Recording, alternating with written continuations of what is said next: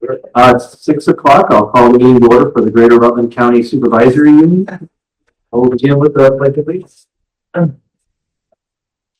Pledge allegiance to the flag of the United States and to the republic for which it stands, one nation, under God, indivisible, with liberty and justice for all. All right. First order of business is to approve the agenda. Motion by Mike to approve the agenda. All those in favor, please say aye. Aye. Any opposed? Motion carries unanimously. On this staff and student highlights, we have Proctor High School. Hi, Jen McLemore, in case anyone doesn't know me, from Proctor High School. This year we've started out kind of the same way we always do, by trying to build belonging among our students and focus on our literacy and math initiatives. I did bring a video that highlights some of the work we did last year that we will be continuing. We're seeing great results in VitCap. For our 7th graders, they scored far above the state average at 75%. Our 8th graders are at 81%, and then our 9th graders were right at the top of the state average. Last year, we also, in our AP courses, had all of the students taking that course score 3 or above, and that's the amount needed to get college credit. And so this video will show you just some of the things that we're doing that highlight that literacy work that we continue to carry on.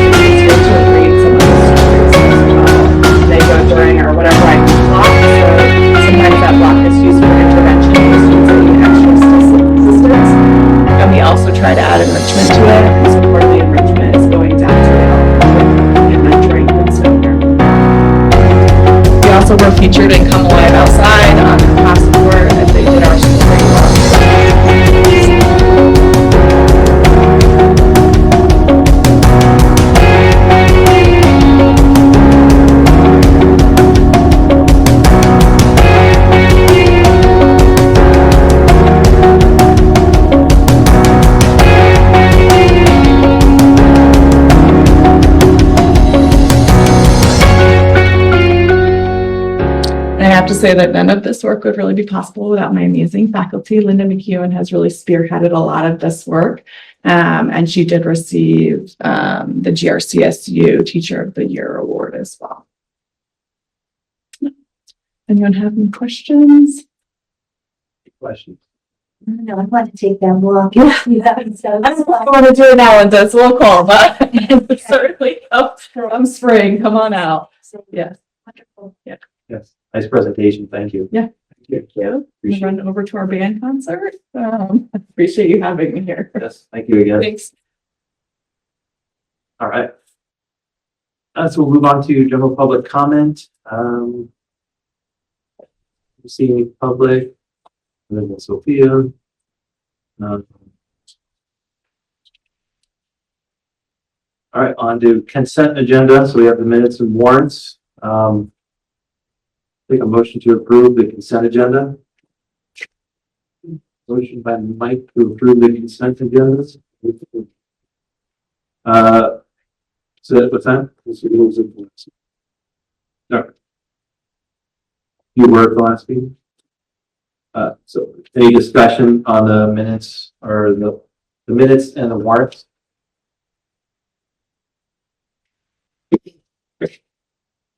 All those in favor of approving the consent agenda, please say aye. Aye. Any opposed? Motion carries.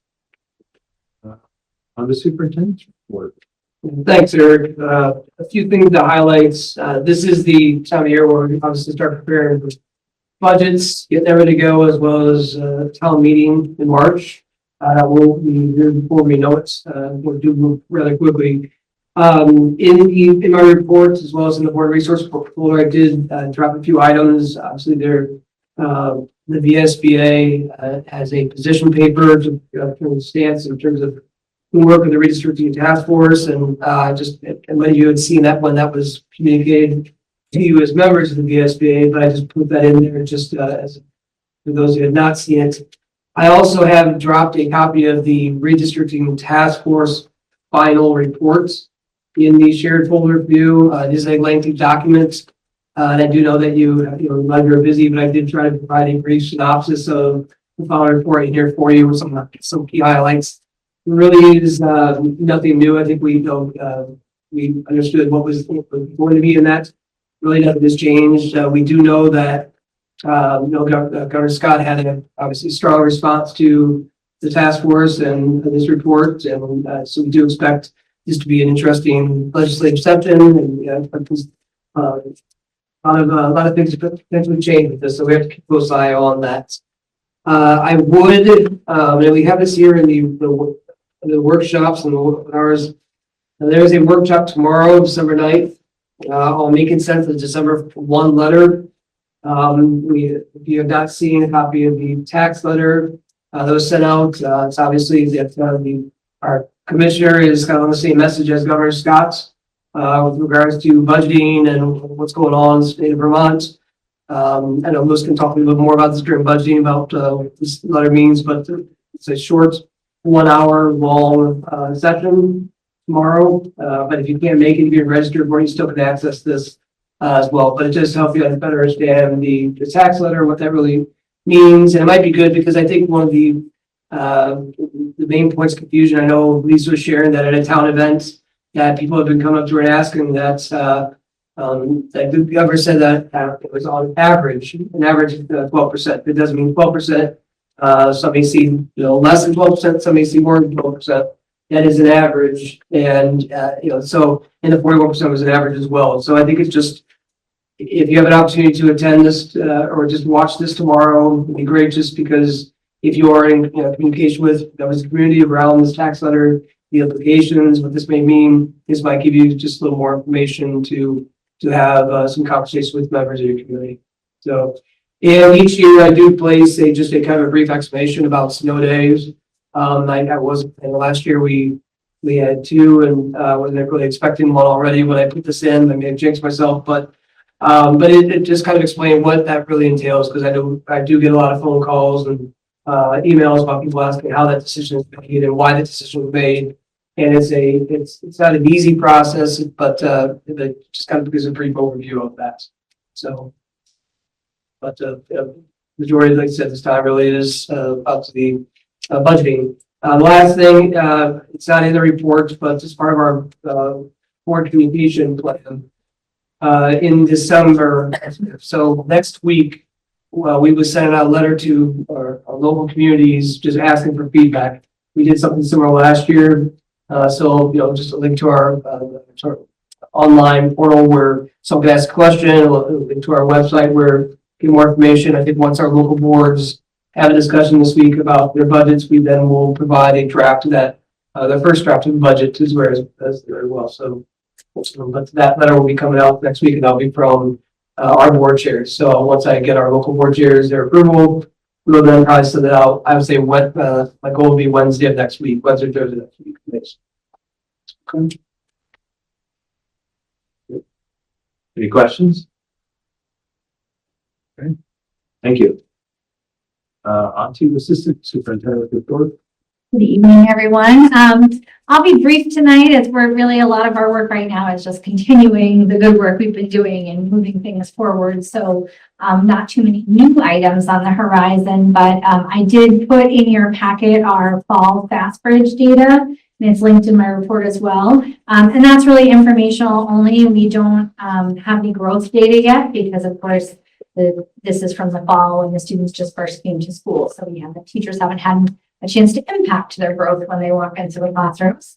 But we will have growth data in the middle of the year and at the end of the year, and that's when we will come back and present and actually report on how things are moving as the year is underway. So this is more like a baseline for informational only. And then just a quick Read Vermont update. We did have 3 schools participate in the informational sessions with the Agency of Education about that renewed and slightly changed Read Vermont partnership for this year. That's Pulteney Elementary, Wells Village School, both of whom were participants last year, and Rutland Town School, who had learned about the partnership last year and then due to some staffing considerations had decided not to pursue it.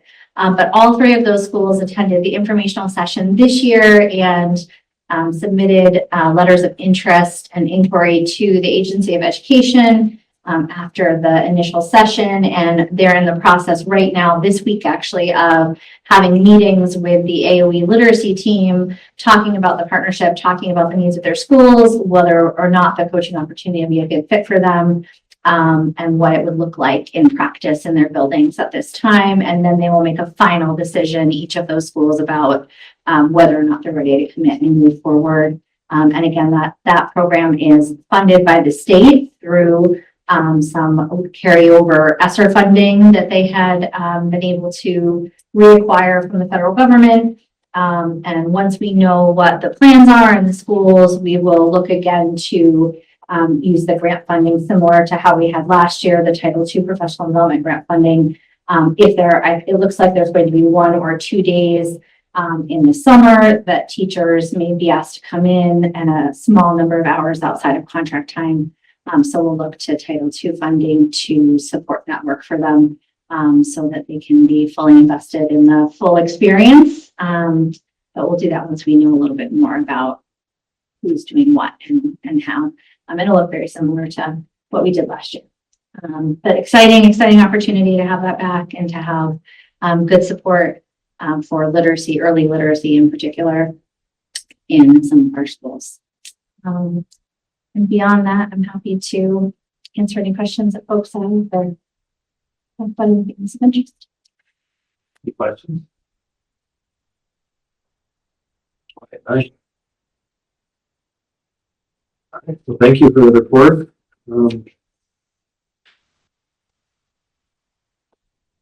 On to personnel, it's all informational. Is there any questions regarding personnel?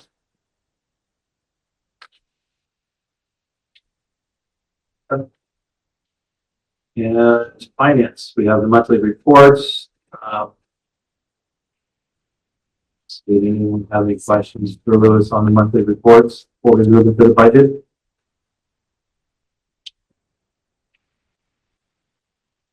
right, on to the budget. So tonight we're looking at, Rack 3 of the GRCSU budget. Typically we, have approved this budget in November, but as of last month, we were still waiting on, two big numbers from the state for extraordinary reimbursement and the census block grant. So we have received that information, and that's really the only changes to this budget, and those changes did impact this budget positively, meaning a reduction in the grant went up, so a reduction in the total assessment. So last month we were looking at SU assessment for special ed that was up about $7,000, and with the version in front of you, we're looking at a special assessment budget that is down approximately $92,000. The central office assessment is roughly unchanged. So in the packet, you can see all the changes that reflected in that, as well as your assessment numbers. So there is the summary of change, which identifies those changes, as well as the assessment page, which will identify what your assessment will be at each of your local budgets. And we'll go over those a little bit more when we get to your local budgets. But that's really the only change since last month. So currently, if you look on page 3, so central office assessment is up by $112,000 roughly. Special assessment is down by $92,000.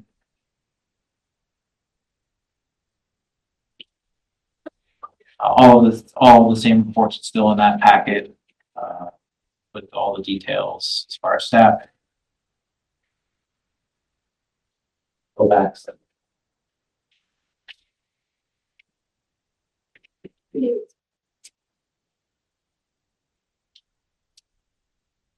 More detail, and that's the third time we're talking about it. Yeah, well, it doesn't seem like, I mean, did anyone have any questions? I mean, as far as the budget goes?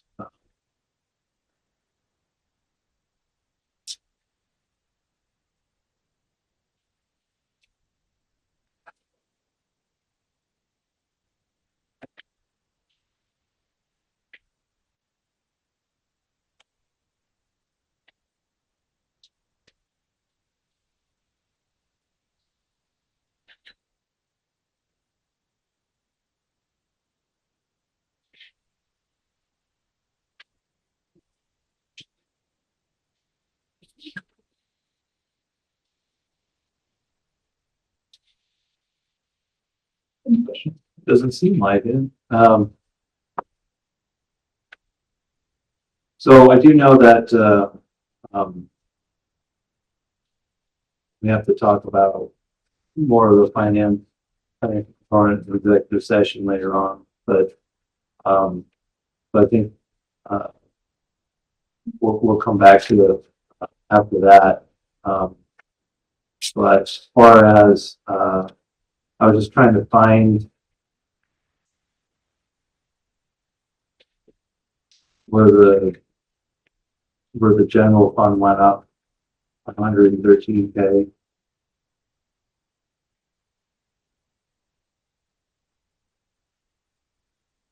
You're trying to find. Yeah, it doesn't say why it went up. It didn't go up 113 since the last round. That's just the total. That's okay. The total. Yeah, no, it's unchanged since last month. Okay. Okay. The total, I mean, I think it's a few $100 change. I see. And the reasons for the increases in the general fund, the big ones were we use less one-time revenue, includes the increase in health insurance, the increases in wages. Okay. Well, that's a positive outlook that you got those numbers from the states. Okay. So, all right. So we'll come back to this unless anyone has any questions. For this. So I know one question too that came up last month was students for special ed.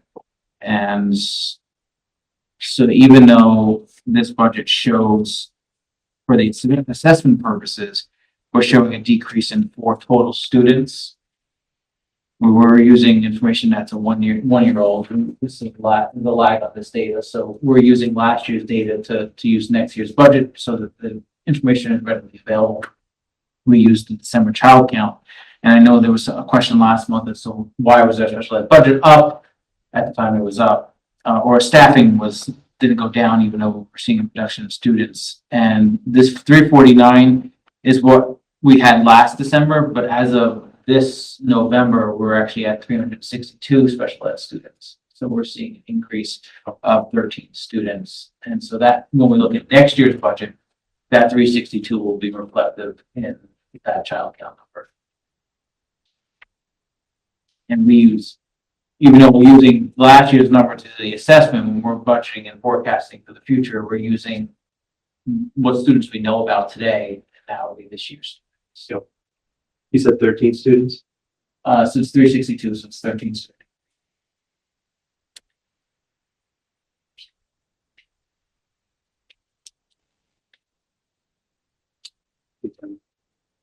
We're on the budget. Okay.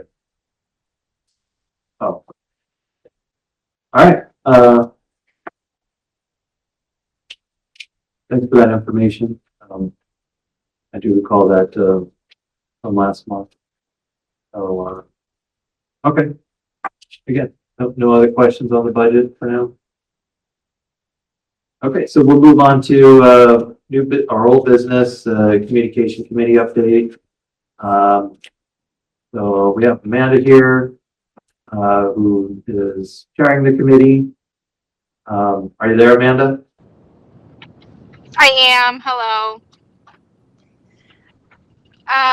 So Colin and Tim and Linda, please feel free to jump in if you think I have missed anything. But I'm just kind of going by my notes here. So the committee, I think, has made a lot of progress so far. I mean, we've covered a lot of things and come up with a lot of ideas. So we do have some things for the board tonight. And the first thing is to request that you guys can hopefully help us get some people to sign up for the MailChimp. We're finding that I am doing my best to cover Wells Springs. The other 3 members are doing their best to cover Rutland Town. But we could really use some help from everybody in all of the other school districts. So if all of you could please request that your local boards share the link, share the flyer. I'm happy to email both the link and the flyer to everybody. I know that Colin, Tim, and Linda also have it in text. So if you want to catch up with them tonight in person and ask them to text it to you, that would be super helpful. And the second thing is the committee was wondering if the board thought it would be a good idea to include the sign up in the annual report. So I don't know if anyone wants to elaborate on that a little bit, but we weren't sure about including that in the report. So Linda might have a little more information to offer on that. I could elaborate just a little bit. It was an idea because it's informational, but MailChimp links to a great resource that Amanda really spearheaded that she's used in her district in Wells. And we thought, wow, it's really informational. I've already gotten some emails with that information, and it's so readable, and would be a way to get it out to the general public by putting it in the town report. I wondered if that was something that is okay to do, and it would be, what would go in the town report would be, please sign up for this information. You can opt out of getting information if you start getting it and you no longer want to receive it. So Yeah, just I just tried- in the QR code, just a simple, The QR simple code. sentence with a QR code. So if people wanted to sign up, they could, because that kind of goes to everybody. And I mean, the big task of a school board is trying to communicate with the public and get some feedback. And this is a great way to do that, to communicate with the public. And then it keeps track of how many times people access the information. So at least you know people are at least accessing it. And that's our job. So So you thinking like town, like newsletters or something like that, or no, I mean, I was thinking about work. the town report? Yeah, like on the school, because in our Rutland town mailing, it's quite a nice little booklet. And it does have a whole section of school-related things and issues and, well, lists of the staff and budget. Right there would be a great place to have this QR code. If you want more information, sign up. Because that way we're reaching the general community, not just parents, you know. So we would be allowed to approach our town administrators to ask if they could be inserted. Okay. This would be the time to do it because I'm sure that they are. Yeah, it's not too late. No, it was Okay, sure be the first week of January. That's yeah, because we get that booklet, you know. late January. So Rutland Town does it because you're a town district, so your town and your school budget's all in one report, right? Yeah, everything's right there. And so for like Fort Valley and West Springs, we have separate annual report that's separate from towns. But Yeah, it could still go in the town report, because it's just for information, you know. It would take up probably 2 inches of space on a page, I would think. Amanda, maybe? is there usually, I know in the Wells Springs report, and I think in all the other towns too, there's like that brief statement, like from the board chairs. Isn't there a statement from the GRCSU in the reports anyway that we could just put it at the bottom of? So then it's a general thing that's the same across all the towns. It's easy for Lewis and Chris and whoever sends the stuff to printing, just put the QR code in the, scan here to sign up to receive monthly messaging at the bottom of the message that's already sent from the GRCSU.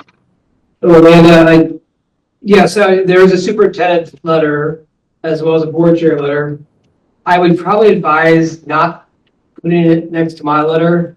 I'll be honest, I don't know how many people read my letter. I mean, that's just the reality of Okay. it. We'll go right through it. So if you're looking for most impact, I mean, and Louis, you and I develop these, work on these all the time. I would probably say you look at in one of the inside covers is probably the best location for. You mean near awarding? Well, I would actually, so I was thinking, I mean, our annual reports are not sent to all taxpayers. They're just available in locations in the community. And I don't know how many people actually take them because we only order a couple hundred and usually have a lot of leftovers. So, I mean, if the board was interested, the biggest impact would be most of our districts mail out postcards with budget information a few days before the budget vote. I mean, it would be to put it on those postcards for going to every household. that's what I was gonna say, the flyers or the pamphlets. So that pamphlet had a QR code. Do you guys know what kind of impact that QR code had? Do you know how many people? You don't get much traffic. So. But it's different. And I think it depends on what you're asking for. So if the board is asking for, to sign up for more information, that it might drive that QR code is really directing them towards do a budget site, which they may not have any interest in going to. So I don't know if this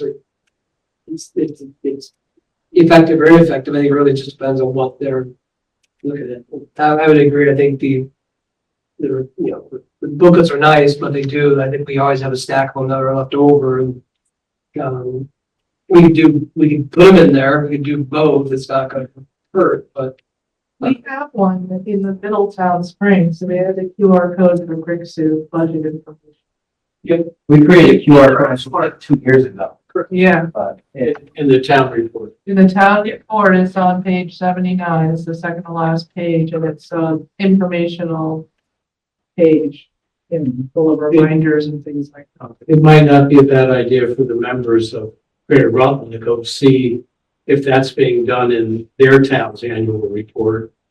I was a little surprised to find out after we formed that the town was still giving out that information. If they're not, they could easily add it, and you could check to see if the information is correct. They will only put in what you submit to, they will go out. So, well, are they willing to put it? Yes, they no longer have to. Right. I'm sure they would, but if they're not required to go find it, it's up to us to submit We've it. That's all. experienced sort of both. I think Wells was interested and Middleton wasn't. Yeah, well, when we first started our community engagement, and like we were sending both clerks like all kinds of stuff, like can you put this up? Can you put this in, especially Middletown Springs, because they have an actual monthly newsletter, which is and a very nice website. Needs to be pre-ready. Okay, so Amanda, was there anything else? Yes, I'm sorry. We had a lot of things. That was the first thing was putting that out somewhere. The next thing that the committee discussed was wondering if, and this might be a Chris question before, I don't know, there might already be a rule around it, but we were wondering about permission to sign up staff members so that at least the staff are receiving the messaging and potentially they could share it with family and friends to help get the word out, because we did, I don't know if anybody saw, it only went to 61 people so far, and we are working on a second one, but we had a pretty decent budget message already go out with links to everything that's on the website, and it was kind of just like a hub. I know it's, maybe leading a horse to water at times, but I just think that if we can get it out to our staff, then hope, maybe they can help us share it too. So the committee wasn't sure about, because they're GRCSU emails, are we able to just add them or not? So they wanted to ask the board your thoughts on that. Or do they have to sign it themselves? That would probably be, yeah, I mean, so you want to just add all the staff to your list so they all receive the communication? I mean, Yeah, so I think this was an idea that Colin had, so he might be able to elaborate more, but I think Colin's thought was that if the staff received our messaging and we added them, then they could help spread the word, and everyone has the option to unsubscribe at the bottom of every email. So if they didn't want to receive it again, they could just unsubscribe.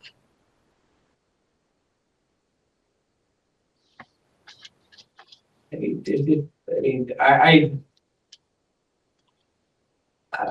we can do it. I mean, that's what, I mean, I think you always have to be careful of when you're asking, others to be a messenger, you have to be careful of just what that message is going to be. And I think so if you're, I know you've asked schools to, as part of their weekly newsletter, to disseminate information.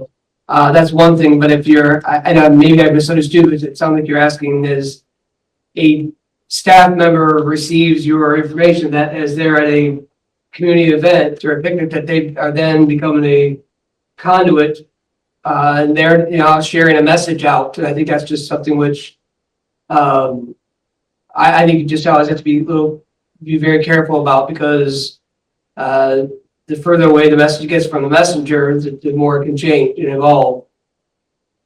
So I think we can include them. I think it's also just asking, like, what are we asking them to do? It's more just to be in the loop for informational reasons. That's fine, but if we are asking them to message, I don't know.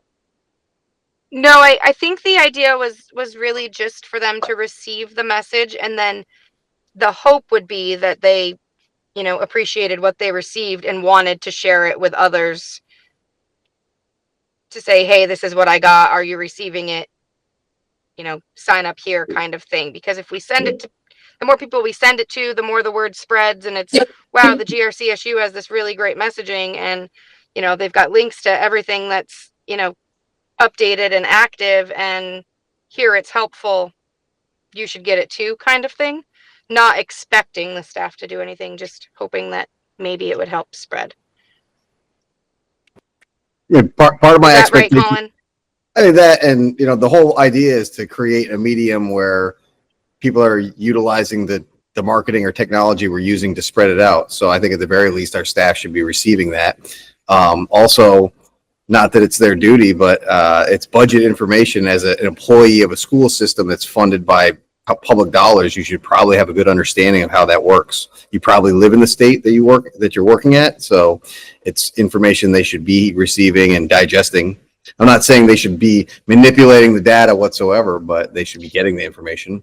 It'd be nice to see that people are opening it too.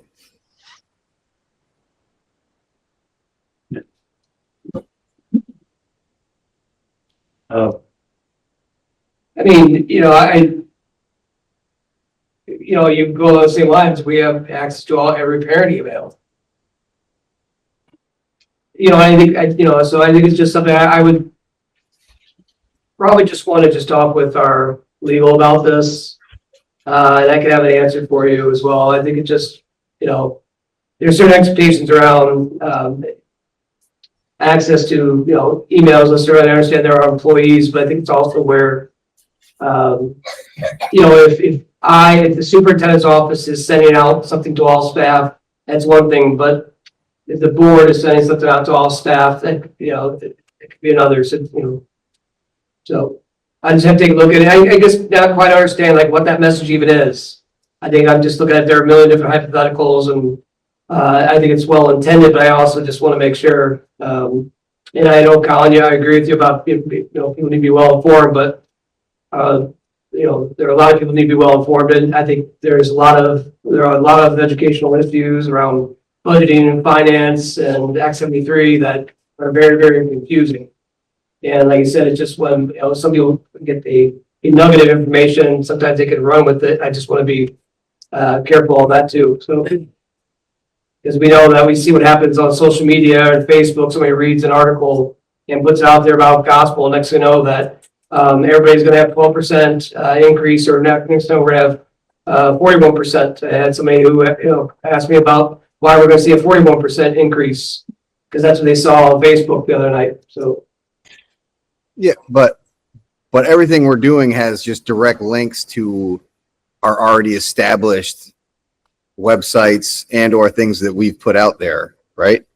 It's not like we're creating our own content and firing it off in this newsletter. It's direct links to our pages, our town website, our city website. So these are already approved mediums.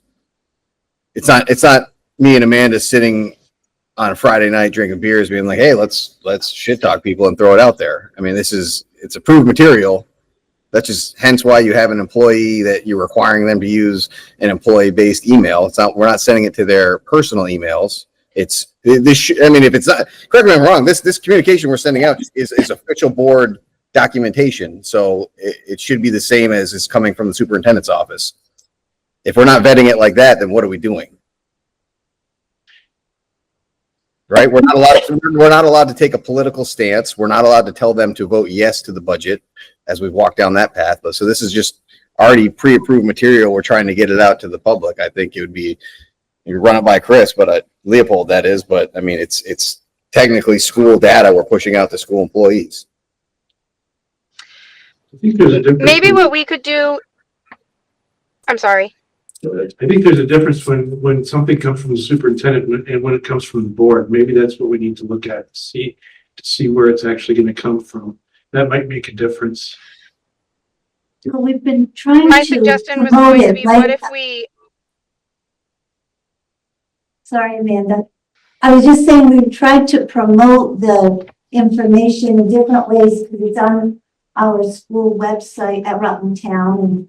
And I hung it one paper up at the Rutland Public Library on their board. Maybe somebody will see it and want to, do the QR code. And also, where else are we hanging it? I haven't been to the transfer station yet. But I'm going to. They'll want to hang it up. I think once it catches on, and it's at school on the bulletin board. I think once somebody sees how really beautifully made this document is, they'll want, other people will want to look at it too. Yeah, I have concerns with just, I mean, I know it's well intended, but I do have concerns with just automatically signing people up. It's supposed to be voluntary, and I think we kind of went through a little bit of this when Wells Springs went through this process a while back. Is just automatically sending it to people. But yeah, I think even if the message is just, SU information, it may not be well accepted for people who are just receiving it. So that's like my concern, especially when it is teachers. And, as much as we want to get as many people, this information, I don't know, what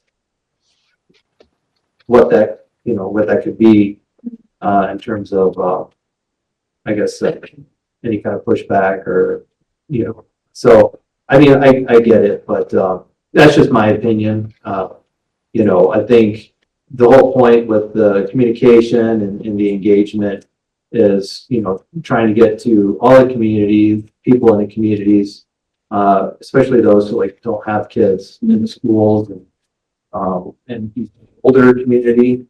So, Amanda? I was just going to suggest, what if the committee adds the entire GRCSU board to the subscription? You guys can receive our second December message and our January message, and we can discuss it again in January or February. And then at least all of the board chairs or, people on the board will have access to share within the local districts with an explanation of what it is that they're asking people to sign up for. Then everyone can at least see what the committee is referring to, because I'm feeling like right now it sounds like we're just asking to send an email that says some random things, and without seeing it, I'm just concerned that maybe the whole board doesn't understand what it is we're referring to. So if we just sign you guys up, you can see what we're referring to. Not saying we have to sign up every staff member following that, but then at least you would have an understanding going forward of what it is we're discussing. Yeah. I think Eric and Meredith might be the only ones receiving the message now. I am. Yeah. Yeah.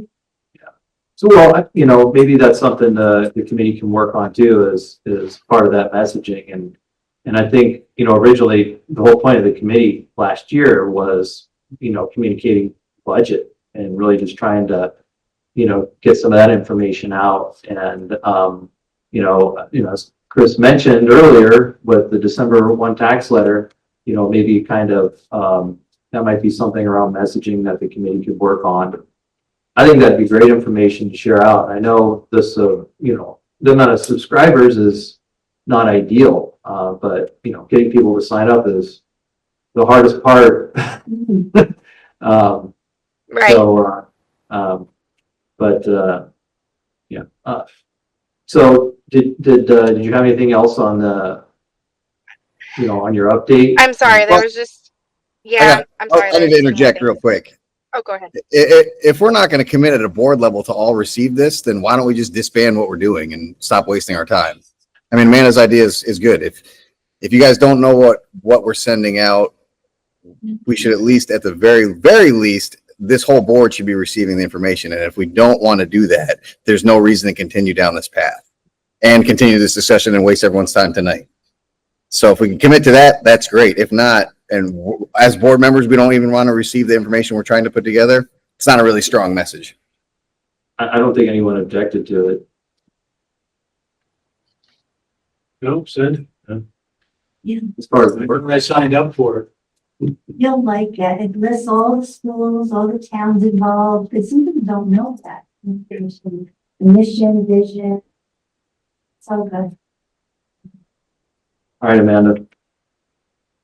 I'm sorry, Anything the else? only, we had two other quick things.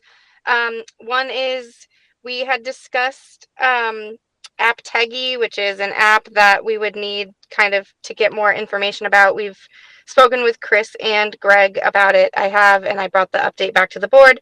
So, the committee would like to, follow up with Greg and Chris to set up a demo at some point, and they wanted to invite anyone else on the board to join us if we do set that up, just to see if it's something worth looking into for the future or not.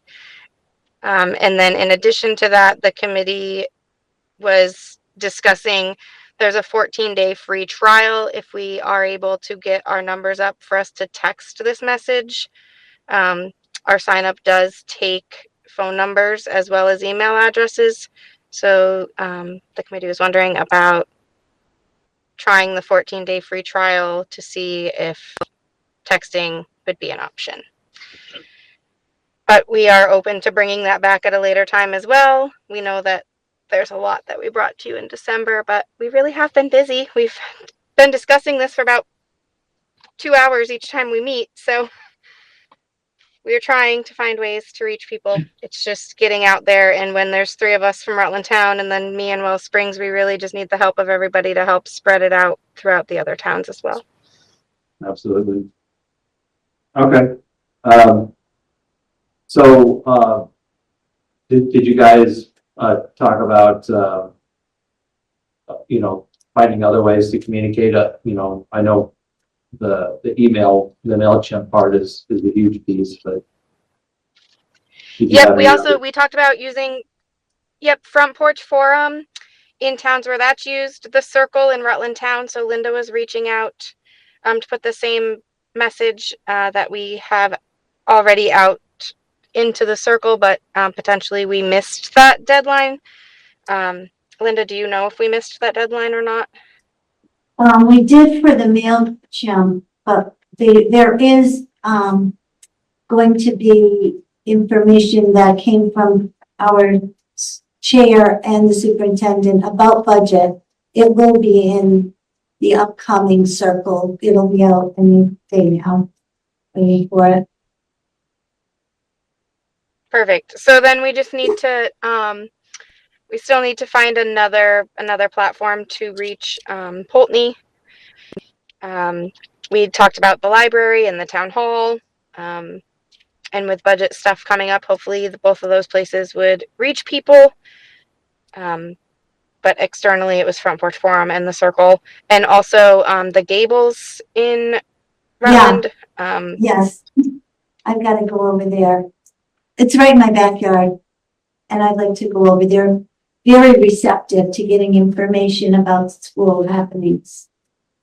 So I thought I'd bring the MailChimp and, flyer that we have and post it up and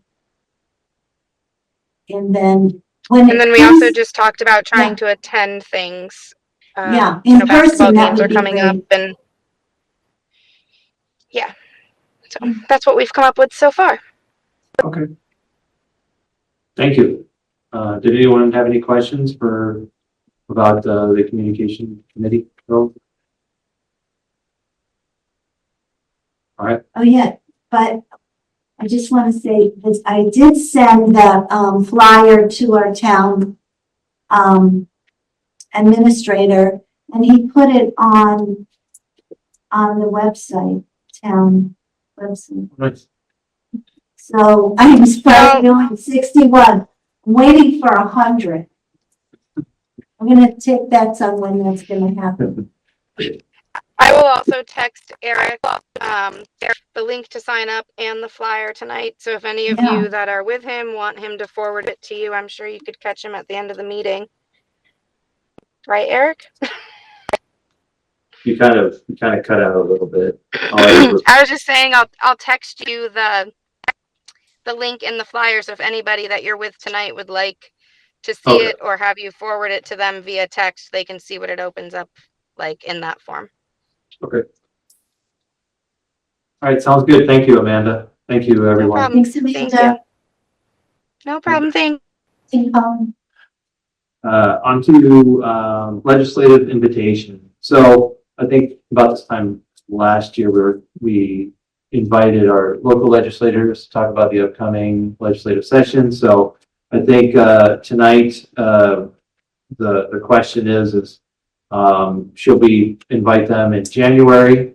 And if so, what would be the context of the invitation? Like in terms of the upcoming legislative session. So that's yeah. Any opinions? How do they feel about, us losing our articles of agreement? Essentially, any rights to community votes to close. In the legislation? Legislators to be specifically, because that's sort of what's coming up. Okay. So, yeah. How do they feel about it? Because most of us who were involved with Act 46, believe that those articles of agreement were actually binding, and how, I believe the governor, saying that, and the Secretary of Education are saying that they aren't necessarily.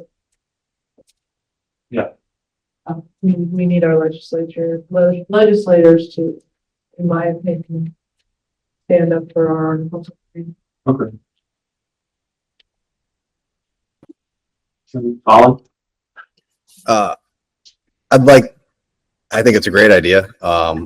Specifically the two senators that sit on the education committee, but it'd be nice if we could prompt them to be prepared instead of us just asking the same questions we always ask and them telling us they don't know the answers. It'd be nice if they could come with, obviously the, the redistricting map didn't even happen. We got $100 million hole from last year. What is actually going on in Montpelier? Do they have any indication of what's going to happen, or a stance on, are we buying down the rate again? These guys are in the committee, so it'd be nice for them to present to us versus us bitching back to them, which we will anyways. But it'd be really nice to get some actual information instead of finding out at the last minute before town meeting hall again that what's happening with rates and everything. So it'd be really nice if they could have a non-political, just here's the update, here's actually what's happening, not what they think, because that's what we've gotten out of them in the last 2 years, which has been less than helpful and just allows us to kind of scream at them for 10 minutes and then we go on our way. Okay. So everyone's in agreement that we should, it would be worth inviting legislators to our next meeting to talk about the upcoming legislative session. If you're gonna invite them to the next meeting, if you're gonna go along with what Colin suggested, which I agree with, is you need to have questions ahead of time, so when the invitation goes out, they understand what we're looking for.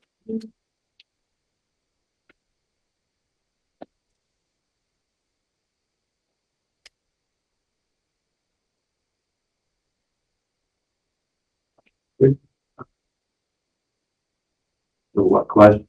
That's the question. Sorry. Kind of catch 22. Yeah, I mean, well, I think, Colin, you know, some good points, so we're yeah, Submit them to whoever's in the invitation. Eric, would this be something that, since we had our 3 local board meetings this week, we ask the 3 local boards if there are any questions? Yeah, we generate a list. Okay. And then I can work with you on crafting an invite that we sent out to our Senate representatives and capture the questions of all of our local boards. That sounds good. And I mean, do you think that would also be something that would representatives and senators would respond to positively to have? I think in my interactions with the Senate representatives, I know that because we have an upcoming legislative meeting with them on Monday with the regional superintendents group. I do know in the past that they do appreciate when they know what are the topics. They don't like surprises, so if they can come in knowing that here are the items that we would like to discuss or potentially have answers to.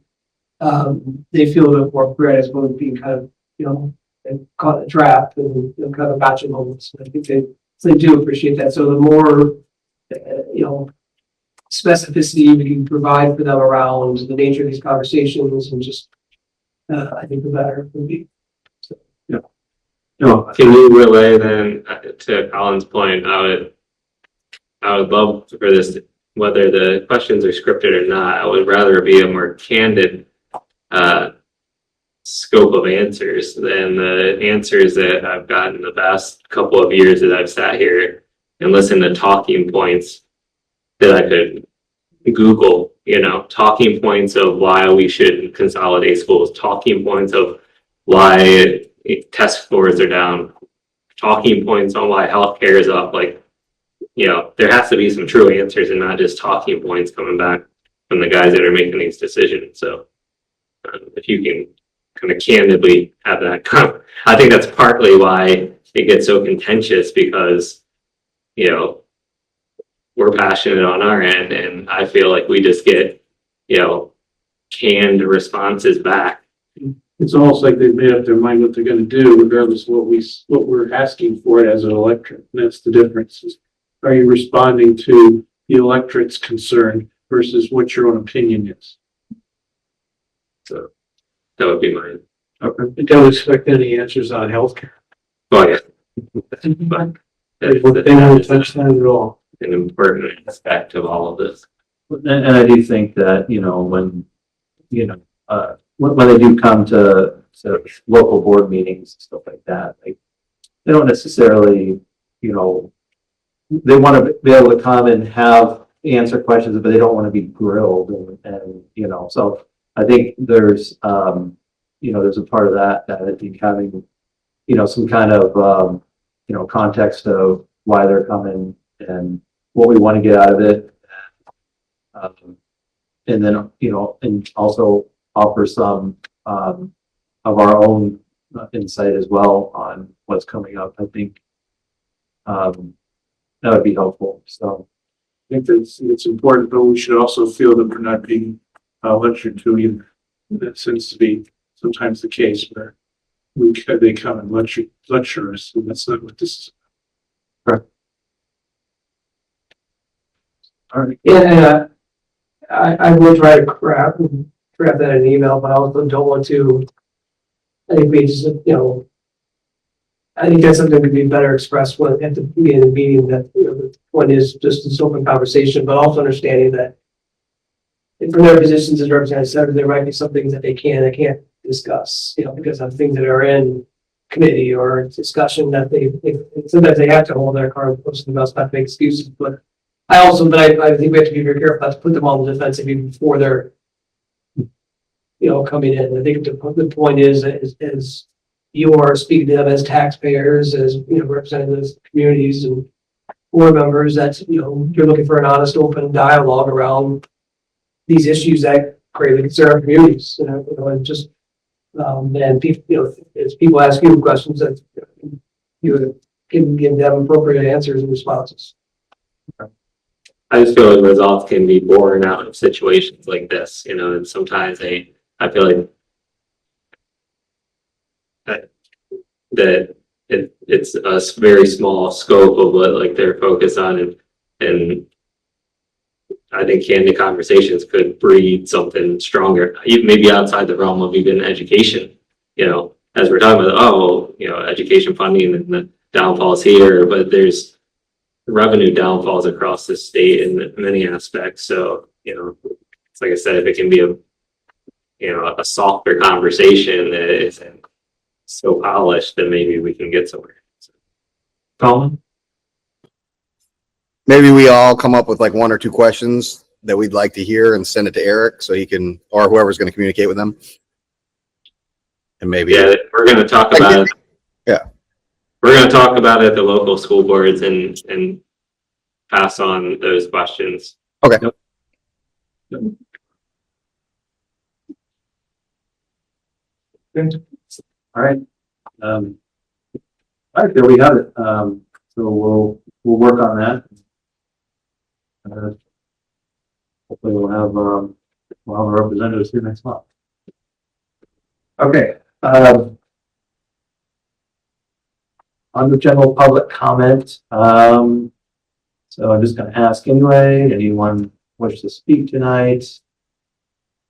Okay. And we do have a proposed executive session for contracts. I'll So make a motion to go into executive session for contractors discussion at 7:03. okay, motion by Mike. Moving to executive session for contracts. 3. All those in favor, please say aye. Aye. Is there another link for that? I'll send it to you in a second, Colin. Thank you, Chris. Yep. Motion carries. Executive session.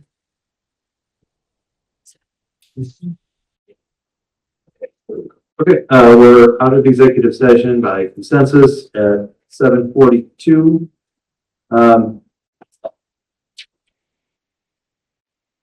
We're going to bounce back up to the budget. Hopefully everyone is ready to. If you were saying something, you got cut off, Eric, but. It was just a reference. And then leave it there. Leave it there.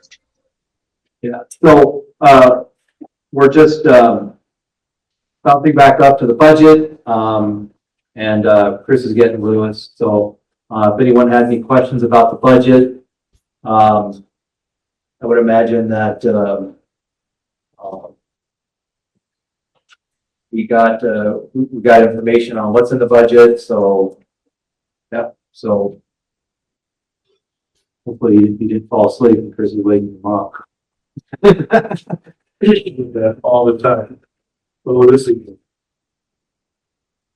Whoever taking a nap wasn't.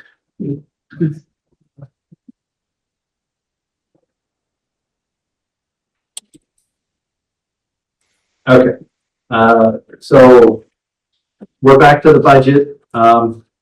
So if anyone had any questions about the budget, if not, I guess the motion to approve it would be ordered.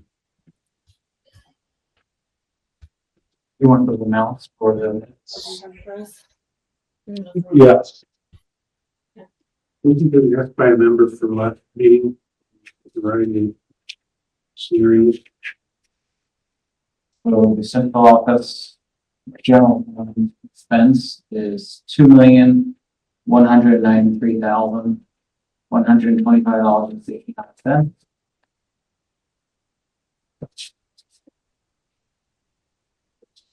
Special ed total expenses $9,845,334.08.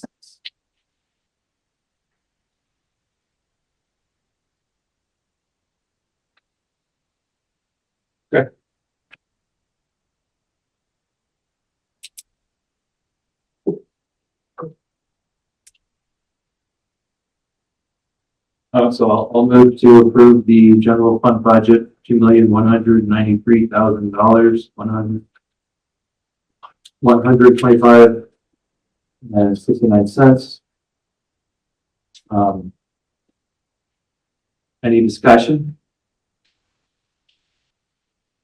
All those in favor, please say aye. Aye. Bye.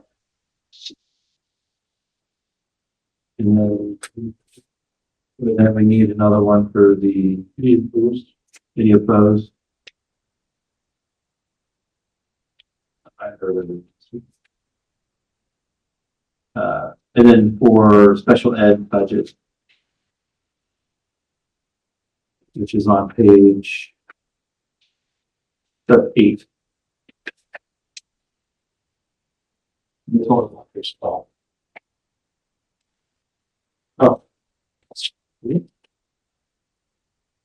Oh, there's not for the.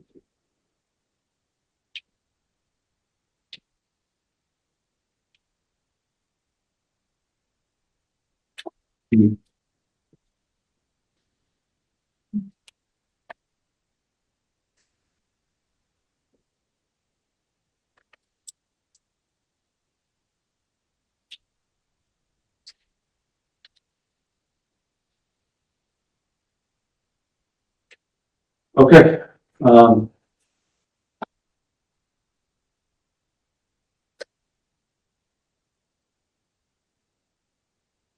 move to approve the special ed budget for $9,845,334.08. Any discussion? Because I had two yesterday. This was so good. All those in favor, please say aye. Aye. Aye. Any opposed? All right, motion carries unanimously. Thank you. There, have a approved budget. And that's all we have for tonight. Meeting January 6th, motion to adjourn to be in order. Motion by Mike. To adjourn at 7:47. All those in favor? Motion carries.